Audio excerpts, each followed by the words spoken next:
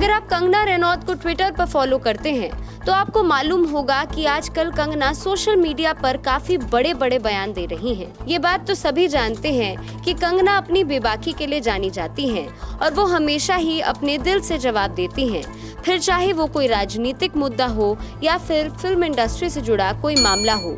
लेकिन सुशांत सिंह राजपूत की मौत के बाद तो वह पूरी तरीके से बॉलीवुड पर हमलावर हो गई हैं। पिछले कुछ दिनों में तो कंगना ने नाम लेकर ही बड़े बड़े स्टार्स पर निशाना साधा है, फिर चाहे वो सलमान हो, रणबीर कपूर हो या फिर आमिर खान। और अब वो एक बार फिर से ट्विटर पर ट्रेंड कर रही हैं, लेकिन इस बार अपने बयान के कारण नहीं बल्कि किसी और के बयान के चलते। हाल ही में कलाकार नसीरुद्दीन शाह ने एक मीडिया संस्थान से बात करते हुए कहा कि इंडस्ट्री में बॉलीवुड माफिया जैसी कोई चीज ही नहीं है। ये सब केवल कुछ लोगों के दिमाग की उपज है जो काल्पनिक कहानी है। हाफ एजुकेटेड सितारों के बयानों में किसी को कोई दिलचस्पी नहीं है। अगर हमें लगता है कि न्याय होना चाहिए तो हमें अपने कानून पर भरोसा रखना चाहिए, और अगर इससे हमारा कोई लेना देना नहीं है तो मुझे लगता है कि हमें अपने काम से काम रखना चाहिए। इसके बाद से ही सोशल मीडिया पर हैशटैग नसीरुद्दीन शाह ट्रेंड कर रहा है और लोग उनके बयानों को लेकर जमकर प्रतिक्रियाएं दे रहे हैं। एक यूजर ने नसीरुद्दीन शाह के इस बयान पर कमेंट कर लिखा, वो सही बोल रहे हैं क्योंकि हमें भी उनकी राय जानने में कोई इंटरेस्ट नहीं है।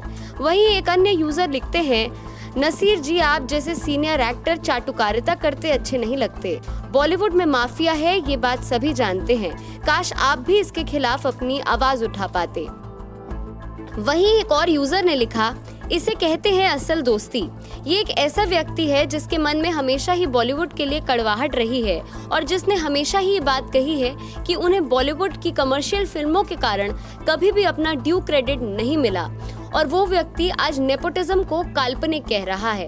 वाह नसीरुद्दीन शाह, वाह।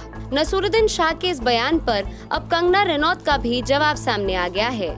टीम कंगना रनौत ने ट्विटर पर नसीरुद्दीन शाह पर निशाना साधते हुए लिखा, इतने महान कलाकार की तो गालियां भी भगवान के प्रसाद की तरह लगती हैं। मैं उन चीजों को देखती हूँ जिसमें मैंने और नसीर जी ने सिनेमा के बारे में अच्छी बातें की थी, तो मुझे याद आता है कि आपने पिछले साल मेरे काम की बहुत ही सराहना की थी।